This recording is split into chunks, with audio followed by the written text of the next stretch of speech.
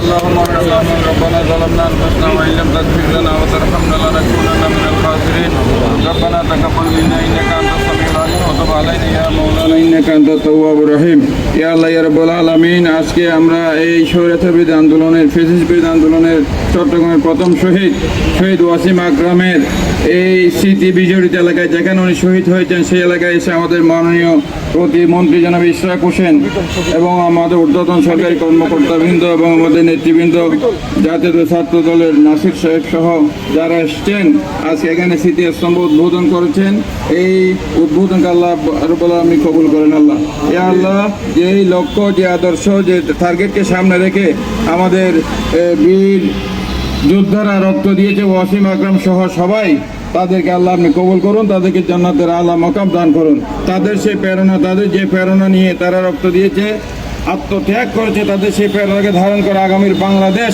জনাব তারেক রহমান যে লক্ষ্য নিয়ে মানুষের শব্দের বাংলাদেশ গড়ার লক্ষ্যে কাজ করে যাচ্ছেন, আমরা যাদের সবাই সম্মিলিতভাবে সেই লক্ষ্য অর্জন করতে হবে সেই তৌফিক আমাদের এনায়েত করুন। ওয়াসাল্লাল্লাহু তাআলা আলা খাইরি খালকি ওয়া নূর সাইয়্যিদিনা মাওলানা মুহাম্মদ ওয়া আলিহি ওয়া সাহবিহি আজমাইন বিরহমাতিকা।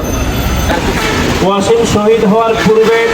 সামাজিক যোগাযোগ মাধ্যমে যে স্ট্যাটাসটি দিয়েছিলেন যে চলে আসুন 16 শহরে,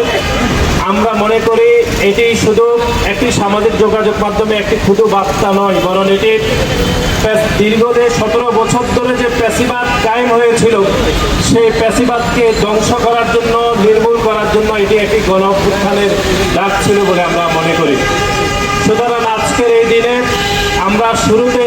শহীদ ওয়াসিমকে আমরা গভীর শ্রদ্ধাভরে স্মরণ করছি এবং আজকের এই দিনে জুলাইয়ের 16 তারিখ মোট 6 জন শহীদ হয়েছিল, সেই 6 জনকেও আমরা গভীর শ্রদ্ধাভরে স্মরণ করছি। শহীদ ওয়াসিম আকরামের স্মৃতি ধরে রাখার জন্যে একটি স্মৃতিস্তম্ভ স্থাপনের উদ্যোগ নেওয়া হয়েছে মুক্তিযুদ্ধ বিষয়ক মন্ত্রণালয়ের পক্ষ থেকে। আজকে আমি এসেছি সেই ভিত্তিপ্রস্তর স্থাপনের মাধ্যমে আপনাদেরকে বলতে চাই, যেটি ইতিমধ্যে ওয়াসিমের বাবা বলে গিয়েছেন যে আমরা একটা বৈষম্যহীন বাংলাদেশ গড়ার জন্যে এই আন্দোলনটি গড়ে উঠেছিল। এইখানে যাতে আমাদের নিজেদের মধ্যে কোনো ধরনের বৈষম্য আগামীতে গড়ে না ওঠে,